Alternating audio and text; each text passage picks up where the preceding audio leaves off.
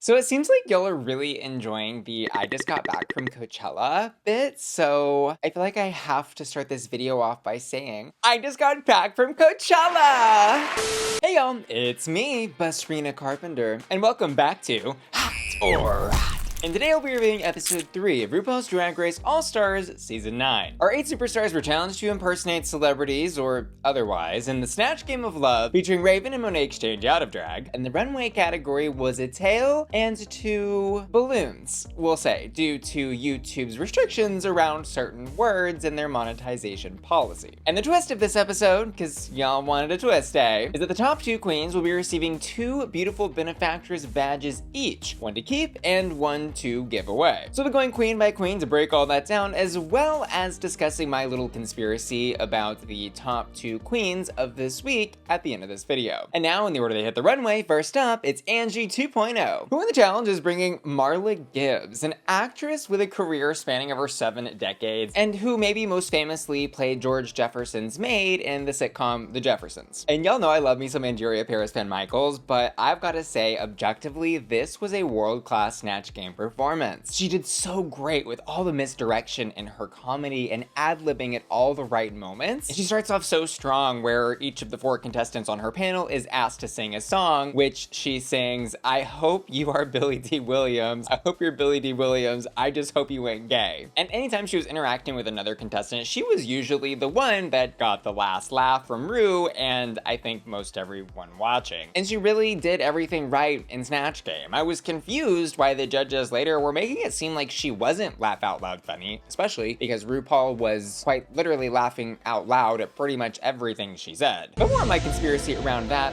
later. This performance was hot. And over on the runway, she is giving me Sexy Dragon from Shrek meets Dragon Tales meets Connie the Hormone Monster from Big Mouth, which is just, I think, a perfect conglomeration of ideas and concepts that results in such a beautiful, campy, and also costumery look. I love the horns in the wig and the way the patchwork of scales give all that shape and texture to her body, plus the long tail as the train. This is such a polished and show-stopping look that is also perfect for a big stage like this on television. She looks great. Like, she really put the dragon and breathed some fire onto this runway. This look was hot. And next up, Never Sent Home. It's Roxxxy Andrews, who in the challenge is bringing us a little throwback to a character she originally brought to life on season 5 in the Buffalo Bills Barnyard Buddies acting challenge. Tasha Salad, which by the way was easily one of the funniest things she ever did on the show. And in that sense, I thought it was such a smart callback because everybody knows and loves Tasha Salad. And although she's sitting at the intersection of doing something iconic and also very meta in this choice of Tasha Salad, but the actual performance she gave was a bit of a toss-up. She's got a really rough start where she's missing some very obvious opportunities for jokes, like when Ru asks her, so what's in Thousand Island dressing anyways? And she just responds, Thousand Island, of course. And she has some okay moments later, like when she tells Kevin, aka Monet Exchange, out of drag on the other side of the sugar wall that she's gonna toss his salad so hard. But overall, Tasha was just missing a lot of the jokes and wordplay that made this character so much fun 10 years ago. And so I'm gonna leave this salad with a soft wilted rot. But over on the runway, boom, she is giving us some Jessica Rabbit illusion, which is a really great effect on a stage like this. But I will say this was missing a wow factor from me because I am a Roxxxy Andrews Instagram follower and I've seen her do this in the past. And it didn't feel changed or elevated from what I've seen on Instagram. And so in that sense, it lost a bit of wow factor. Much like how her Snatch Game character was better the first time I saw it. But I do love the train on this gown, that voluptuous silhouette she's accomplished here, and the drag of everything she's doing is good. I don't love some of the smaller details in this look, like the not so perfect yellow circle button that's been very obviously hand cut. And I do feel the white wig, while a fun remix of a Jessica Rabbit red wig, did get a little lost in the stage lights. Overall though, I'm gonna give this look a safe 3 flame hot. And next up, the original and only drag queen, Shannel, who brings with her into the workroom this this episode a little bit of drama when she finds out that Nina West is also planning to do Liberace for Snatch Game. And there's this fun little head-to-head diva moment between both of them where they're learning the other one is not going to back down, which interestingly turns into a pseudo-alliance where they're kind of agreeing to give each other their extra badge this week if they both find themselves in the top 2. In the challenge, which I do want to highlight, is Shannel's first Snatch Game ever. She brings her best Liberace, and overall, I think does a pretty bang-up job. Plus, I thought it was such a perfect character choice from Shannel, who is the OG diva from Las Vegas, to be doing another OG diva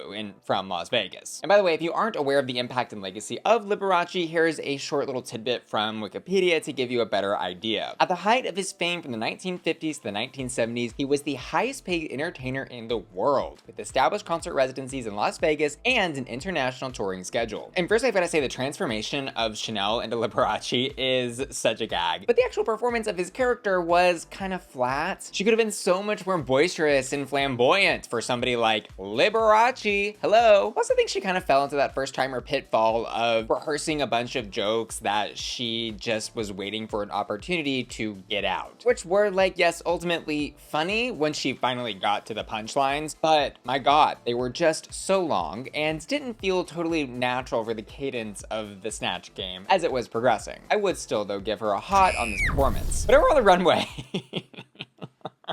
this look is so crazy. She says she is giving us Mad Max Desert Scorpion, and sure, that's what you're giving. And in the sense of the drag and drama of the presentation here, I love it. The levels of diva-ness that it takes to like carry your scorpion tail down the runway, it's just so over the top. I loved the scorpion elements of this look. That tail and boot armor piece were so fierce. But what I didn't like were all of the other exposed elements where she was, I think, intending to look battle torn, but instead just kind of looked unfinished. Because I think had she had an entire outfit of that really beautiful scorpion armor head to toe with some of those drapier gold pieces as accents without showing all that like nude illusion stuff, this would have been a lot more successful.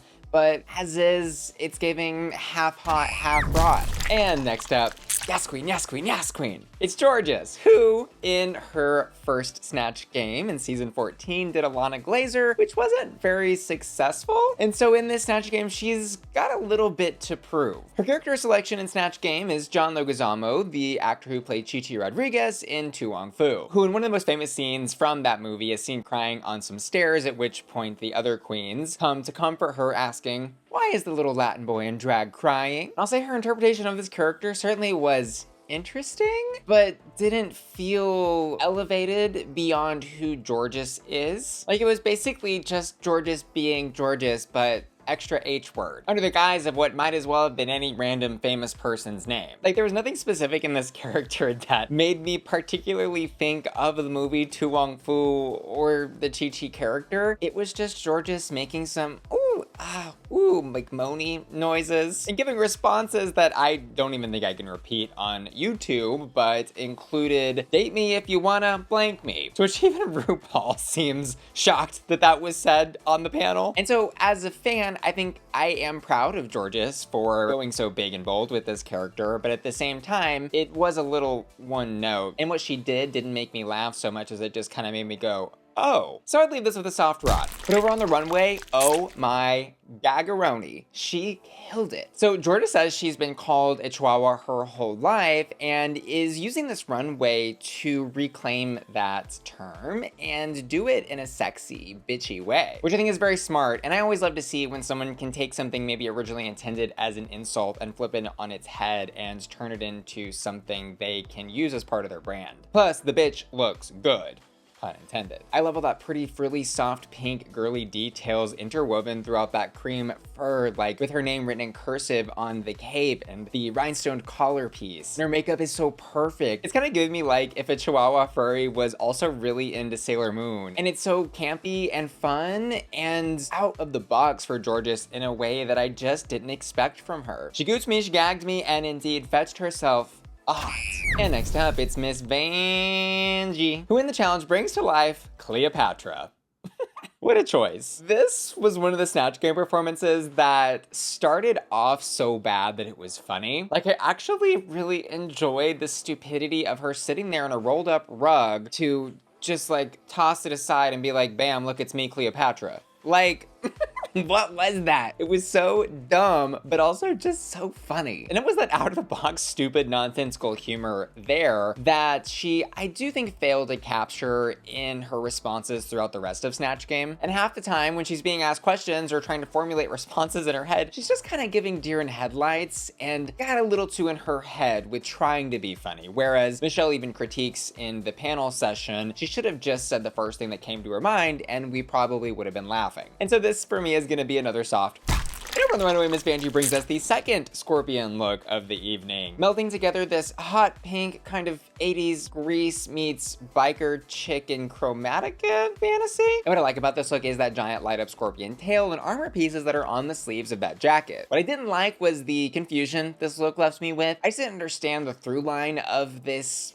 biker chick fantasy mixed with the elements of scorpion tail and arm cuffs. Plus, I think it's fair to critique she is essentially missing half of the brief, the 2 balloons half, because yes, she does have on 2 balloons as part of her costume, but I don't feel the chest piece was integrated in any meaningful or significant way. For all intents and purposes, this is just a regular set of balloons that any queen could wear under any runway look ever. I was just looking for a little more sting. This is gonna be and next up, north, south, east, and of course, Nina West. Who in the challenge brings us the second iteration of Liberace tonight. And y'all, oh my God, Nina, she is a complete and total ham, first of all. But more than that, she understands how Snatch games should be played and when and where to insert ad-libs, enhance responses, and go further and further with jokes. And she had all of the energy and boisterousness that I wanted from Shannel's Liberace. And more than I loved the character of what she was doing, I thought it was so cool how she could just steal the spotlight at any given moment. Plus her jokes had layers, literally, like with the 5-layer lasagna, one with her in the middle, and scaling. They would start off simple, like that one, and then get nastier and nastier, where in this example, she made a joke about making a mean plate of sticky buns, and then finally got real raunchy, talking about how she can play over 600 notes and do something special in 3 seconds. Plus she was so quick with the contextually comedic ad-libs, like telling Gottmik, who is essentially playing Lassie, that she should come over because she's got 2 pool boys stuck in her well. And when Plastique can't come up with another response to Rue quick enough when he asks her the question snatchless, she jumps in saying, I hope so. Which is all to point out, I think she was just as funny when she was giving her own responses as she was when she was chiming in during other queens. I loved everything she did in the Snatch game, and it was totally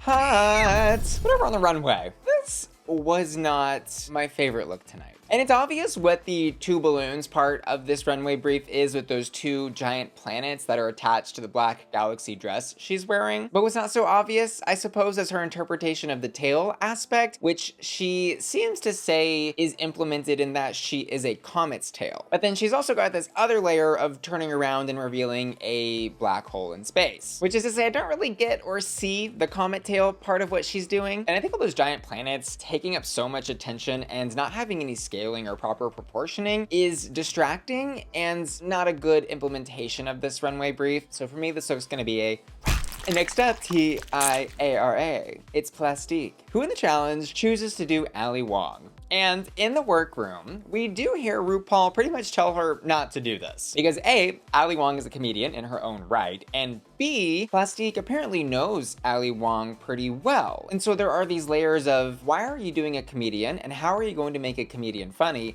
Plus, you know this person, and so you may not be able to fully make fun of them or get into the jokes in the way that you need to because you could be afraid of how they will see these later when they watch the show back. Anyways, Plastique does Ali Wong anyways, and specifically does Ali Wong from the comedy special Baby Cobra where she's pregnant. And the illusion of the transformation into Ali is pretty decent, but Snatch Game is about so much more than just the visual transformation. And the most notable part of Plastique's performance is Ali flopped really hard when she was going on about beef this and beef that, and I named it beef because of word that rhymes with pangina. And it was tough to watch in a way that was giving me a little bit of secondhand embarrassment even. Like there were just no jokes. So I guess Plastique is pretty lucky this is a non-elimination season. I'm gonna give this performance a Power on the runway. Oh my god. Aesthetically, this is my favorite look of the evening. It is such a beautiful gag. So she's doing kitsune, which from what I understand is a kind of abstract term for really sexy wolf person, which has been implemented in different ways throughout different anime. Her interpretation is quite literal with the fox face and the 9 tails in the back, and the aesthetic of everything going on here is just so immaculately pretty and pink and perfect. And girl, I wasn't necessarily a furry fan, but after this look, I might just be. This look is hot.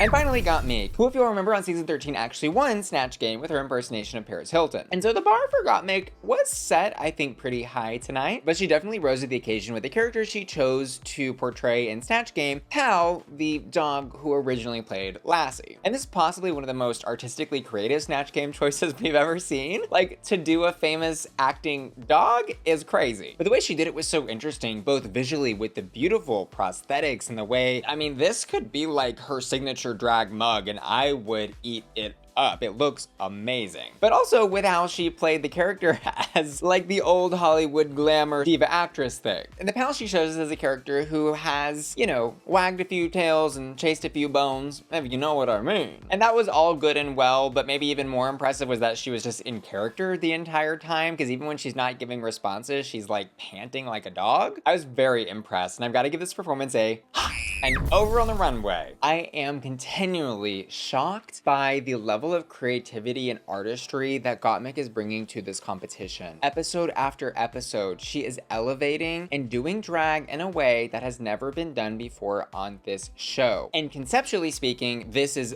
absolutely my favorite look tonight. The way she turned the runway brief of a tail into balloons into a story that represents her personal life and how it connects to her drag is jaw-dropping. She's got those 2 balloons, double mastecticize and in a biohazard bag, and not just, you know, red from the liquid inside of the body that would result from surgery, but completely rhinestone, with rhinestones that match where the balloons were excavated from. And even crazier, because if that wasn't crazy enough, she has molded her arms, she says, into prosthetics that are attached to her back and then are like jiggling with every step on the runway, which makes it look like the scalpels they're holding are actively doing the surgery. It is mind-blowingly cool. And then the tail part of the brief is implemented in her extra long draggy ponytail. This is such a sick look, and God, Gottmik and everyone that worked on this art that she's presented here should be so proud. It's so cool and totally hot.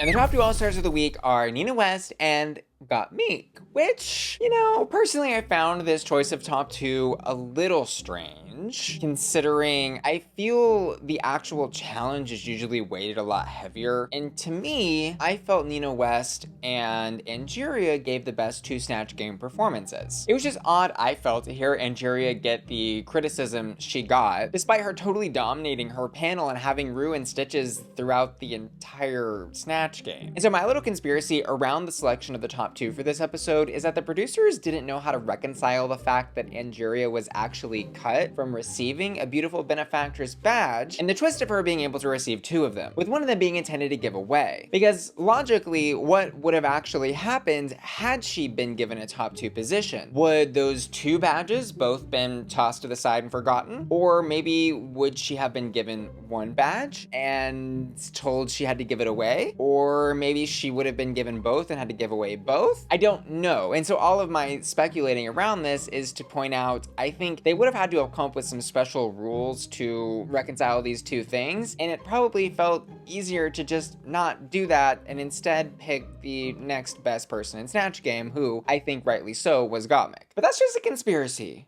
A drag conspiracy. Anyways, our top 2, Nina West and Gottmik, end up lip syncing to a song by Anita and Becky G. And I did react to all the best parts of this episode, including this lip sync, over on my Patreon at patreon.com/BussyQueen. That's my members only website where my Patreon family gets exclusive member benefits like early access to my YouTube videos and access to exclusive videos like these reactions. And it would really mean a lot if you could join my Patreon and help financially support this channel, because my patrons truly do make my channel possible. And you can join my Patreon by clicking the link in the description of this video. See you there. But let's break down this lip sync just a little bit, because a lot happened. So the vibe of this song is like sensual, seductive. sultry. And let's start with Gottmik. Gottmik did all of those three things. She absolutely nailed this lip sync and matched the vibe, and 100% I think deserved the win. But what Nina West did was crazy. It was absolutely insane, and I both loved and hated it. I have such a love-hate thing with her because so much of what she's doing I do feel is a little on the nose and cringy in so many ways, but she also takes things so far that it circles back around to entertaining for me. Like, she starts off this lip sync in this dress that we have seen now for 3 episodes, my lip sync dress, which it is what it is. Like, we've seen it. I'm not laughing anymore. And I'm like, okay, I'm over it. Please take this thing off, burn it. And to my surprise, she does take it off. She takes it off to reveal another dress. And then she takes that off to reveal another dress. And then she takes that off to reveal another dress. And it keeps going. And on each dress, she has words that are written, like shablam, or pictures of the judges' faces, like Rupaul's with her binoculars. And it says, I can't wait to see how this turns out. And all these silly, stupid referential drag race things, which again are entertaining. Like, I was very entertained by the endless sequence of reveals that she gave in this lip sync. But my God, doing this to this song made 0 sense. This would have made a lot of sense for me if this were like a talent show, solo performance, variety show number. But a lip sync? No, no ma'am. And so Gottmik, rightly so, wins this lip sync. Concerning the twist though, with the 2 badges and both her and Nina having to give one away, that's being saved until the beginning of next week's episode. My final thoughts though concerning this episode and really this season so far are that largely I am very much enjoying this season. This cast of queens is really so entertaining and so talented. I am so effing excited every week, specifically to see what Gottmik and Plastique are gonna do on the runway and how Nina is gonna find a way to make us laugh and cringe along with her. I would also love to know what y'all are thinking about this season so far down in the comments below. And finally, we'll end with hottest hots. On the runway, I'm gonna give it to Gottmik. And in the challenge, I'm gonna give it to Nina West. As I asked my patrons to vote on their hottest haunts, and this week they've chosen Gottmik on the runway and Nina West in the Snatch Game. And finally, I say thanks so much to you for watching today's video and give an extra special shout out to Ashley Brungard, Felicia, Laura, Matthew Burns, Topher, and Will and Tana, who are all supporting me at my Bussy Queen Collector tier over at patreon.com/BussyQueen. See ya later. Love ya. Bye.